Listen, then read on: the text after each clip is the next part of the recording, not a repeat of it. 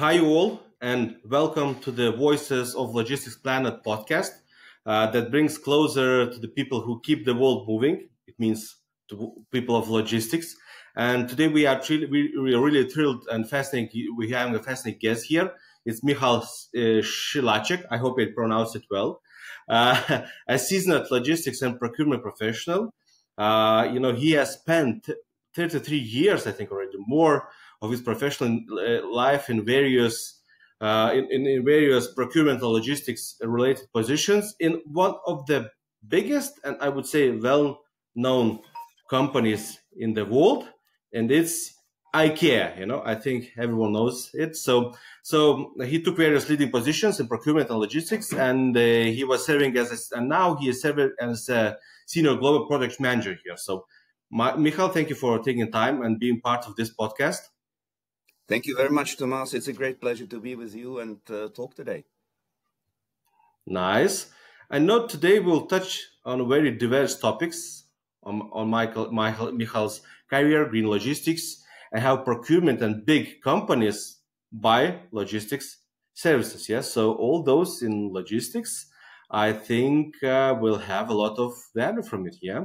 So Michal, I think let's kickstart. Yeah. Maybe I will just share a few words about myself.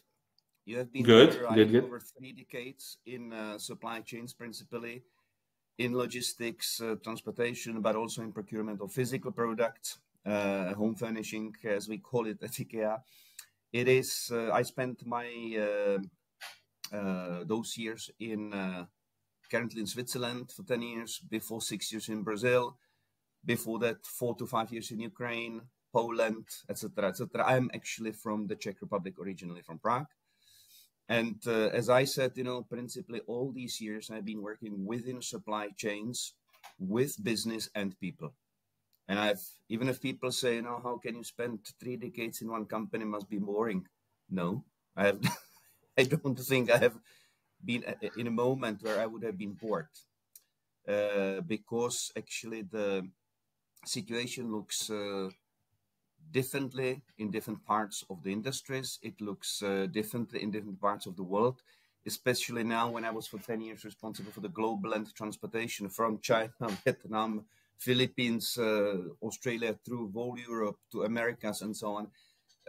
You do not get bored. You see the things moving. You see the things which are similar. You see the things which are different. So it's a great and absolutely fantastic learning opportunity for yourself as a person as well. Yeah, I have no doubts because everyone knows IKEA. So I think for many of our listeners who are maybe just starting in logistics, maybe are doing something, so your career should sound fantastic. So the first question, you already bumped me into the first question. So how did you find the way in here? So how did you find IKEA, or maybe IKEA found you? It's very simple, actually. When there was a political turnover in the Eastern countries, 1989, that was Czechoslovakia, I was doing my military service. Yeah, in the military service, which was compulsory for all, you have been at that time actually quite a lot closed, from the external world. You didn't know too much what is going on. And after 1 year, I got out in 1990. It was totally different world. Suddenly it was free. It was foreign companies coming. So I was actually looking into what the hell I should do with all that, within that environment. And one of the foreign companies which were entering Eastern Europe at the time was IKEA.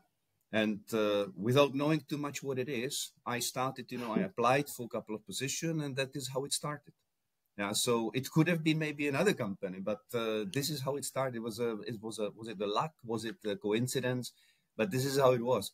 And then, of course, over the period of time, if you have a fit, if you have a cultural fit, if you develop, if you show results, if you contribute, then of course there are opportunities to grow and actually move around with the company.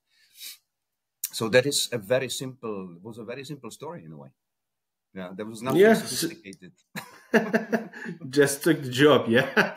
Yeah, but it's fantastic because in big organizations, if you are joining some smaller organization, usually climbing the career ladder is quite hard. But with big multinational organizations, so as I understand, the possibilities are almost limitless. You can work in one part of the world, in other.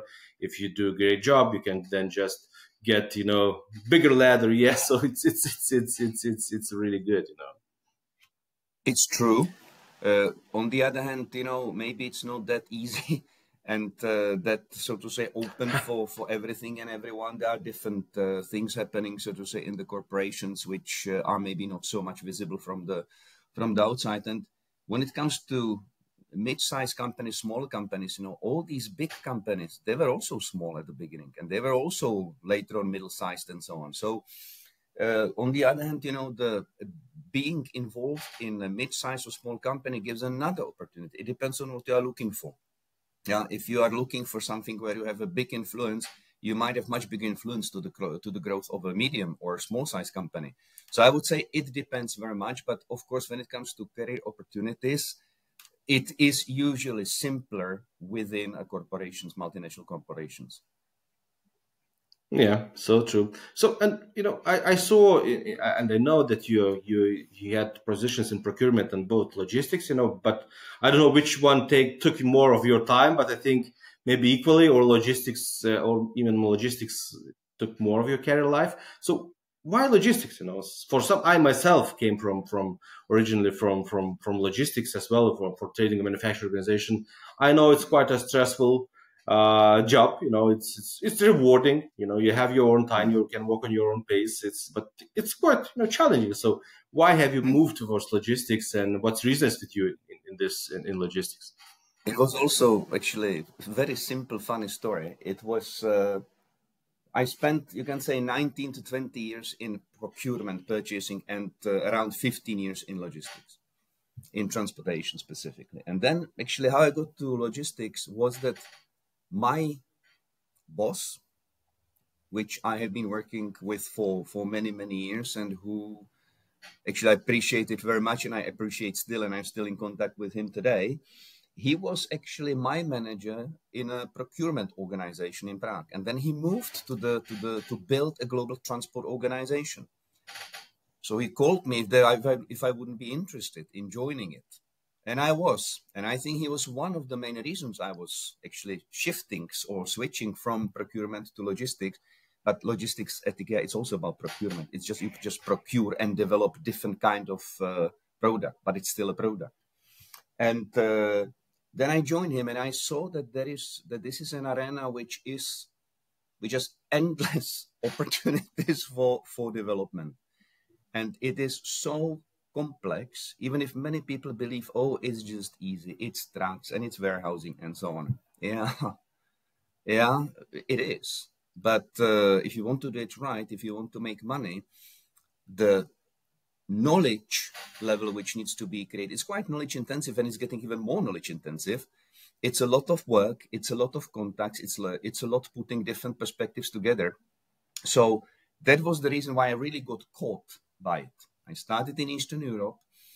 There was a great learning arena, especially at the times when East Europe was actually connecting itself to Western Europe, where Eastern carriers could start doing without limitations, let's say, business in Western Europe. And somehow the world transportation started to move very fast. And now later on, then I was again in purchasing for 6 years in Brazil, and now for 10 years in logistics, when you see that money, you can say historically transportation has been fairly underfinanced or underinvested. But then within that decade, suddenly you see autonomous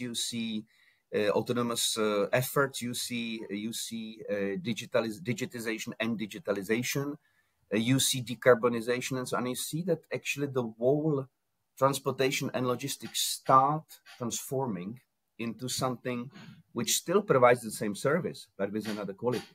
And I don't mean only quality in time, precision, and so on. I mean the sustainability in its full sense of the word, with social, economical, and ecological. Mm-hmm.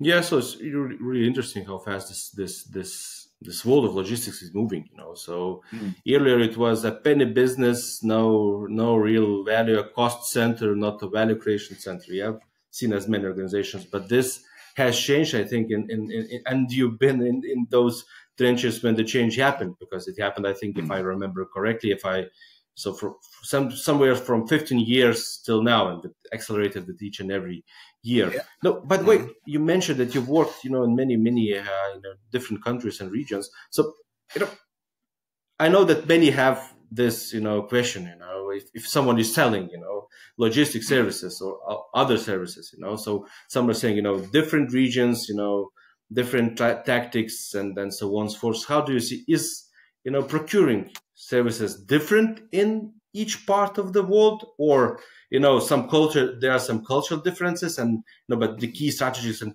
practices are, or more or less the same? I would say it is always about putting your expectations with the capabilities of that market. And then what you do in between is a relationship. So at the end of the day, you can say everywhere around the world, procurement is about people, capabilities, and money. You can say money, maybe it sounds too simple, but you can say it's about reaching the company perspectives and reaching the company goals and so on. But if we are a little bit simple in this podcast, we can say at the end of the day, people and money. So it is the same all around the world. Then how you build the relationship, because it is the business is done between people, the transactional business might be done between computers and so on. We are not on stock exchange and so on. We are really procuring either physical products or intangible products called, for example, transport capacity in this case. Those relationships might have some specifics and might be built in somewhat different ways in Asia Pacific, in China, Vietnam, and so on, and in the US. But we can look at the differences, and we need to respect the differences. Because if you don't respect the difference, you are lost. You believe you move somewhere, but in fact you are not moving anywhere, because the relationship is not being built, even if it might look like it's being built. Yeah. But at the end of the day, it is about finding your proper relationship with the person which is sitting on the other side of the table, and make sure that you start sitting on the same side of the table. That is, so to say, the beauty, because then once you find this personal relationship and you start understanding the things, it's much different. In the US, as an example, it's much faster, it's much more, in a positive way, opportunistic way of doing business. Yeah. Before we negotiate here in Europe and stick to the contracts and so on, US works a little bit differently. Due to multiple reasons, there are more owner operators than as independent one-man companies than we see in Europe, for example, which makes those guys moving very, very fast from day to another to different shippers for different flows and so on. Just as an example, different type of regulations. Yeah, that also makes a difference in what you can do together, how fast you can do it, and so on. Loyalty and sticking to decision is also different a little bit around the sticking to agreements. It's different around the world. It's slightly different in Asia. It's slightly different in different parts of Europe as well. So I would say we can talk days about differences, but I say, it is about people first, and at the end of the money. Do we get from that relationship what we both want to get? If yes, it thrives. You touch a lot of great points. So I don't know. Many believe that logistics is actually transactional. Yeah, so procurement is transactional, but it isn't. So it is. It's about people. It's about relationships. So it's really, really good. We'll come back to this a little bit later. In other parts. So, but a lot of great thoughts, I think, for the audience here. Stop thinking transactional, think relationships. Yeah, matter. So it doesn't matter if you're selling in Asia, China, Asia, in Europe, in USA. It's the same. People talk with people and make arrangements with people. Of course, price is important, but without relationships, nothing matters here. Yeah. This is correct, yeah. So if I understood correctly, yeah, good. Absolutely. So Absolutely. yeah, so nice. So really great points here. So Michal, I have another thing, because I know that IKEA is very sustainable uh, company is doing a lot in this field, and I know that you with you done a lot of sustainable or not, maybe not done, but you were involved with a lot of sustainable projects like Mm. trucks, green trucks, rails, and so on and so forth. So what do you think? Do you believe, because many I hear, is talking with logistics companies, because this is my key audience now. Mm. Some Mm. believe that this green thing is sustainability, ESG. It's just a buzzword. So nothing really matters. It comes back to price at the end of the day. But what's your opinion? Is this shift happening, and is it really a buzzword, or maybe this is becoming super important, especially for the big companies? Yeah. And just maybe side comment, your audience, hopefully, and I'm sure we know many of each other already. uh, because we've been doing quite big business with not only Lithuanian but all Eastern European service providers. So I'm quite sure that actually at the background we know each other, quite many of us. But sustainability, I think what is important is to understand that the sustainability has three dimensions. And if one of those dimensions is not in place, it doesn't kick in, it doesn't work. And it is about financial sustainability or economical sustainability, ecological, and social. If these three things come in place, and they might come in place, maybe being prioritizing one or two to the detriment of the other over a certain period of time, but long term, if those things don't kick in together, it doesn't work. That's the point. We often say, now we need to start being ecological. We are egological. It's egos at the end of the day who basically look into do I have the right profit levels and so on. So often we say we need to add on now the ecological thinking. We need to add on sustainability, but sustainability is more than ecology. Yeah. And if you add it on, it doesn't work. It's an inherent perspective of what you do. And if you start understanding that, it goes a little bit easier.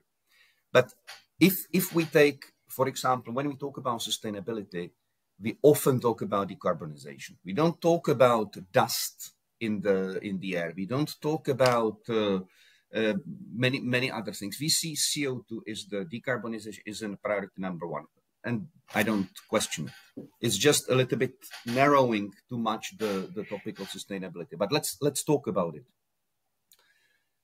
You can say, is that important? Will that happen? Should we do something? Yeah. If you take the fact that we have added over the last 100 years approximately 1.4 trillion tons of CO2 into the atmosphere, which is actually adding close to 40%.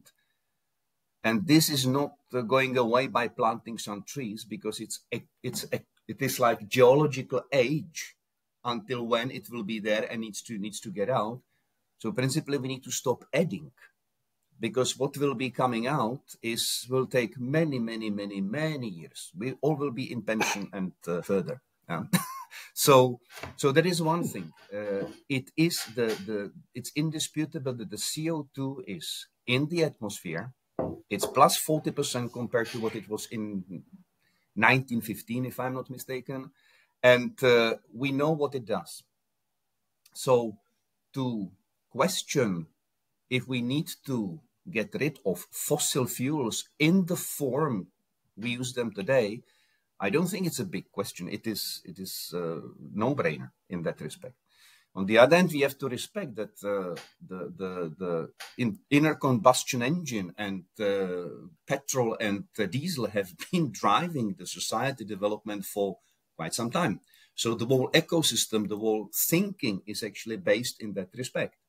So you can say now we are talking about decarbonization, and it's not about new solutions, it's about the new ecosystem fighting with the old ecosystem. And the old ecosystem is still trying to, improve and get better and so on, which is a good thing, because then the new ecosystem needs to also get even better and so on. But I would say we have been having very clear position when it comes to sustainability in terms of CO2 decarbonization. We have set goals minus 70% 2030 versus 2017 on shipment level, relative. So that means that everything what we ship has to be 70% less emitting. So how to do it? And at the same time to stay, sustainable in other perspectives, not only CO2.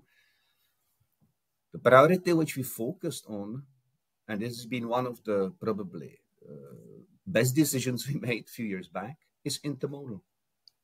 Intermodal transportation is delivering 70% of CO2 emissions. Then, of course, we can debate what is in the grid. If we speak about rail, is electric grid all over, or the catenary system around all over the Europe? No, it's around 60 something percent is electrified. But anyway, it's a collective transportation. You have 30 to 36, 40 trailers, so to say, on the train instead of having also 40 trucks running around. Why it is so interesting for us is that, first of all, it's a physical thing. You have, instead of rubber and asphalt, you have metal and metal. It makes it 3 times more energy efficient. By definition, you have the aerodynamic drag, different, etc., etc. So you when you are shifting from rail, from road to specifically rail, you get massive advantage. And that's not only decarbonization, it's also driver issue. It is safety on the road. It is congestion and all this kind of thing. So it's a beautiful thing with certain challenges. But we have managed with great partners to actually handle most of the challenges in a very good way. And we have been actually reaching, say, 56% of ton kilometers in Europe are for us intermodal already, and globally it's like 50%. So we are one of the leading shippers when it comes to shift to sustainability, to intermodality. Second thing, which makes it also sustainable in many respects, in all respects, is HVO.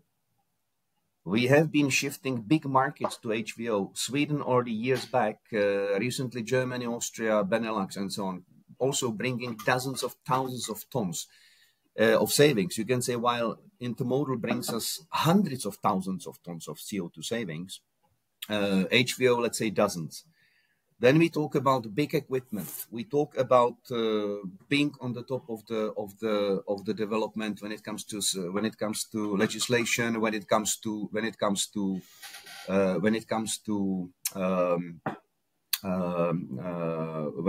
technological development and so on. And the last but not least is electrification of road. Electrification of road today, of course, is one of these specific things when you can say, if I don't do anything, I will principally get it more expensive. So it is something where you need to start thinking differently. Electrification is today, everything is today connected to, in CO2 discussions, we have to electrify. Yeah, first of all, we have electrified already rail transportation. So, electrified transportation is nothing new. Electric vehicle versus IC vehicle started more or less in the same time years back, and I think the electric vehicle even before the combustion engine. So it's also not a brand new thing. What is new is the whole infrastructure and way of thinking, which needs to come in place to be able to start using the battery electric vehicles, because they are quite expensive still. They are still relatively limited at range, even if that is being solved with the next generation of trucks. But if you don't look into transportation from the perspective of supply chain and how you integrate it into the into the whole supply chain, and maybe even supply chains together through collaboration, horizontal collaboration among shippers. You simply come to the point that you say either it is low emissions or zero emissions, but more expensive, or it is too expensive and I don't do it, and I wait for something.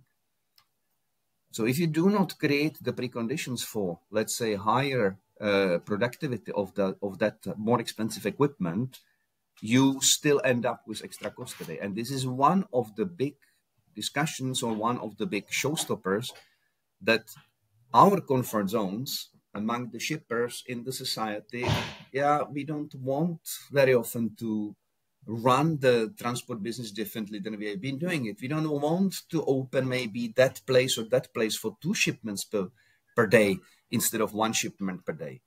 Because principally, very simplified, very, very simplified, you need to run this equipment with double amount of kilometers than diesel equipment to come at least to the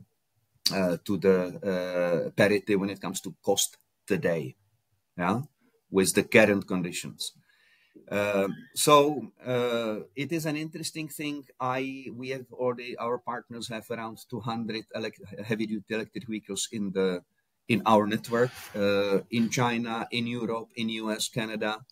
So it is possible. I don't say that we have been having, we are not, in China, you can say, for example, all our pre-carriage and on-carriage for ocean flows is already electrified, principally.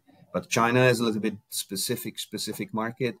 When it comes to Europe, US, we have been introducing setups more from the perspective of learning and developing and building, so to say, the future concept for us as well, where we see that today, I would lie if I would say that the electrified transportation in Europe is on cost parity with diesel, unless you create those preconditions which I'm talking about, that you either offset all the extra costs or you offset at least part of the cost to make it also financially sustainable. Yeah, and what we have been doing, maybe just as a tip, and I think some of the listeners know it, is that when we, for example, do a tender, when we look into the market and build new setups, once we save some money, we invest part of those money into new solutions to be able to develop and to be able to also to enable our service providers to invest and to develop, so to say, together with us. So it is also, based on the relationship, based on the long-term thinking, to create those preconditions from our side. Really good.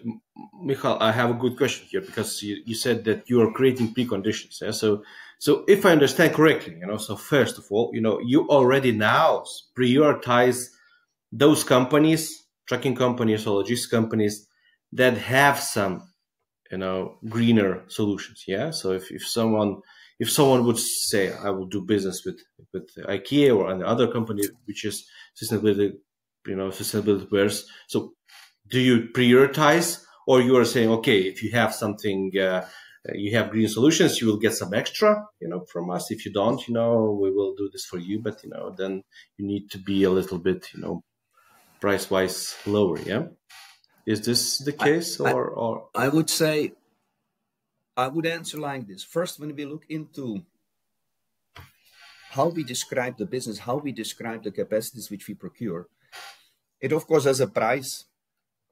It has a cost, because it depends what equipment it is, how much we can load, and so on. It is the precision, it is emissions, it is the social agenda and drivers' work-life balance and all these kind of things. It's safety on the road, it's supply chain security. So it's actually quite wide perspective where all these things need to come in place. And they need to come in place over the period of time. If I look into how we have been developing and shifting from intermodal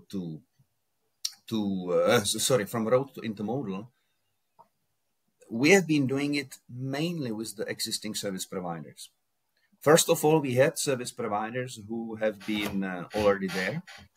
We have been also learning from them, because you need to be able to learn and see if there is something which you have not been considering properly or enough.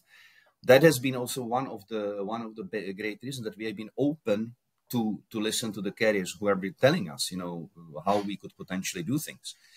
But you can say many of the carriers have been developing the capabilities to move from road to rail or short sea together with us. So that's why I said why the relationship is so important, because it enables, based on trust, based on length of relationship, based on some preconditions with the right contracts and so on, to make these shifts. The same goes for electrified transportation. Most of that what comes to our network is with the existing carriers, because again it is about having the right network, having the right capabilities as a carrier, that you have something to offer, and then we build together what needs to be created on top of that. So to say, yeah, if you have electric trucks, we are willing to pay more, it's not how we work. Yeah. We say these are the flows, this is the capacity, this is what we can debate, and then we start the discussion and how we are getting there from the perspective of all these elements which I have mentioned. So you can say there is actually quite long procurement work at the background. A lot of learnings. We also built quite some knowledge in our team related to intermodality. We have a special person who came from the industry. The same for electrification. So we have been building competence to be able to meet both carriers and OEMs, the truck manufacturers, actually on a level that we are seen as a trustworthy partner. For electrification, maybe I should add one more thing. It's not only the carriers. Our partners are also the big OEMs. Because, together with them and the carriers, we are able to create those setups which are fairly reasonable from the cost and operational perspective today. So that is another important thing, that you need to step out a little bit from the traditional thinking shipper carrier. No, there are providers of infrastructure, there are providers of energy, there are providers of equipment. We are in contact with all of them to understand what's going on and also to have a chance to a little bit influence. Really good points. So if I understand correctly, Michal, so today, if you want to be in business one way or another, so in the future, maybe in upcoming future, all those in trucking, in freight forwarding, all those businesses, they need to start thinking. If they're using a narrow, service, like they're doing only road transportation and do not have any skills in intermodal, multimodal, short sea, then this in the future this will become harder and harder. Yeah, is this the correct assumption, or with some? I would say, I think you have a good point, because what is the message the shippers or the society is giving to the carriers in a way about the future? So here I think it depends a lot about how we define those expectations. If we align around those expectations, because then it is easier for everyone to maneuver in it. I don't think that it's possible to always align everything, but I think, when we look into how the future logistics or specifically transportation should look like, or probably will look like, we can say it will be with high probability waste-free. Waste-free means, from money perspective, emissions perspective, people perspective, damages, etc., etc., etc. Because that is the only way in the future, in the environment where the resources are more and more limited, the times of plenty are gone, there are more and more people, increasing freight transport activities. I saw figures like from 150 to 250% to 2050. Activities related to transportation, the passenger transportation, which is also important to consider, because passenger transportation uses the same energy, the same infrastructure very often, and so on, up to 300%. So limited resources, growth of demand, and so on. I don't think that there will be more space to waste time. Then how we come to the waste-free logistics is another thing. Yeah, that we can debate. But I think, principally, if we do not eliminate the waste from the logistics, we will not be able to satisfy everything and everyone. Because, to go the extensive way when we don't have even enough of arable soil to build them new terminals, new highways, new whatever, I don't think is a great, we have a choice. Do we have more transport, but maybe less arable soil? So these are the things which will sooner or later come. And the question is, are we looking into this with the optics of 3 to 5 years or 15, 20 years, or potentially even more? Because, that actually matters. And I think, the expectations are both on carrier side, but it's more on the portfolio, on the transport industry as such, where might be specialists in intermodal, and there still will be trucking companies. We should not forget, 75% of the goods are moved by trucks. So, to believe that in the future everything will be rail and short sea and hyperloop and this kind of things, yeah, maybe, but it's beyond 50 years. Yeah. So, so there is a space for everyone, and there is a need for everyone. But the development will probably go to this waste free. One of the tools towards that will be digitization and digitalization. This, I think, is absolutely inevitable thing to embrace. The next one will be collaboration, because I believe that there will be much more collaboration in logistics than we have seen today. We have been, for example, trying to do horizontal collaboration with other shippers. We built a couple of new intermodal lanes together with other shippers, where we put together our volumes and had a carrier in the middle to build it for us and orchestrate it. So it is possible. It's not easy, but it is possible. By that you eliminate CO2, you eliminate money, you have it cheaper, and so on. So this is what I think is to be prepared for. Then it's Industry 5.0, it's artificial intelligence, and all these buzzwords, which are not buzz too much. And the thing is more like, do we understand what is in it for there, instead of saying, no, it's wrong, it's not this, and it's dangerous, and blah, blah, blah. I think, if we learn what's going on, if we hear where the wind blows from, and stay with that and continue developing and building close relationships, not only vertically, but also horizontally. I think this is the way where you cannot make a mistake to do these things. To say, yeah, you should buy electric trucks. Yeah, maybe not. Yeah, maybe you have your very good equipment today and you can use HVO, and you decrease the 80% emissions anyway with marginal cost increase. It's to give some expectations on a carrier level that I would not do.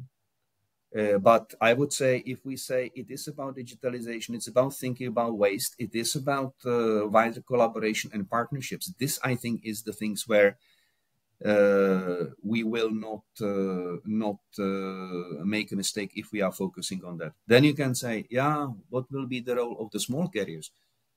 Yeah, average size of the fleet globally is 5 trucks. Yeah, not everyone is. I will not name anyone, but there are a few who as big as Lithuanian companies. Yeah, and actually, Lithuanians are topping the list. Yeah, and they're very good either way. Yeah, some say with the size, blah blah blah. I think Lithuania is a good example of the size and the quality can go very, very well hand in hand. Yeah,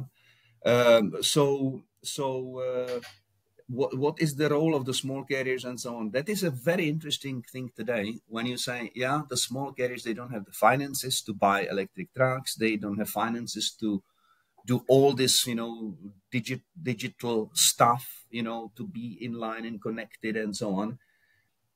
So I think what we will need to find is a way how, either through 3PLs or through some shippers, whatever, we will enable a little bit wider or create opportunities for wider shift, not only with the big ones, but also taking the small ones, because they build the majority of the capacity at the end. Yeah, all Yeah, over the but world. yes, and the thing is that no one can survive. The big players can't survive without the the small players, because at the end of the day they need to sell their assets. Who they use. So this every partner in the channel is really really important, I would say. So it is, and that's the beauty. It is already now an ecosystem. It's more that very often we collaborate. We collaborate already today.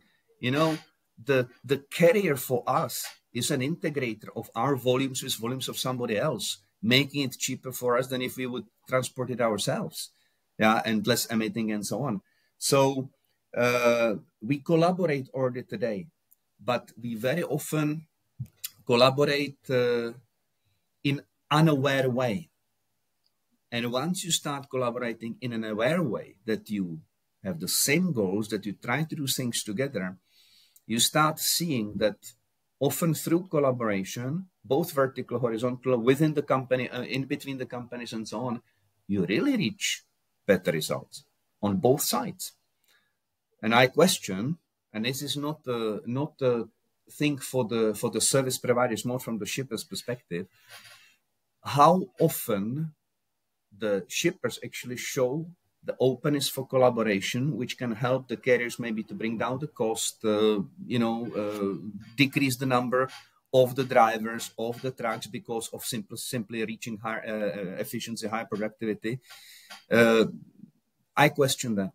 Yeah, I think we have, if you take into consideration that we have double-digit empty mileage all over the world, and then some say 20, some say 30 in parts of the world. In China, I saw even 40%. Yeah, you have drivers who basically spend on short distance the majority of their time waiting.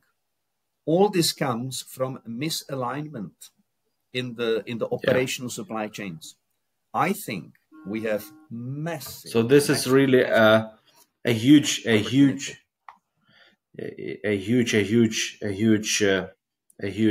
possibility, for supply chains.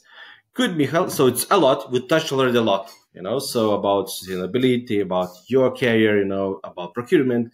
So, let's move to, I think, to last part, and, we have a lot of listeners that are in the logistics business, and they want to sell to companies, to big companies, also to small, medium companies. So what do you think? We'll touch this already a lot, but we already agreed that price is not the key factor here. Yeah, when choosing a provider, of course, you can't get some enormous prices, plus 20-30%. But at the end of the day, if there's a small percentage, other things maybe are more important. So when you're choosing, what are you paying attention to, excluding, let's say, all the sustainability things which are already, you said that this is important. So what are you looking for from a trucking or logistics provider? Yeah. And then I speak for what I know for IKEA.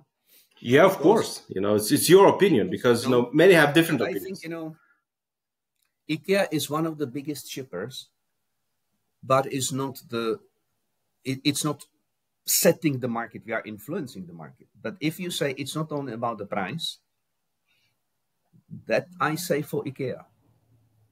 There are many shippers, and when you talk to the carriers, and also other shippers, because we have been also creating quite some network with other shippers to understand how they work and so on.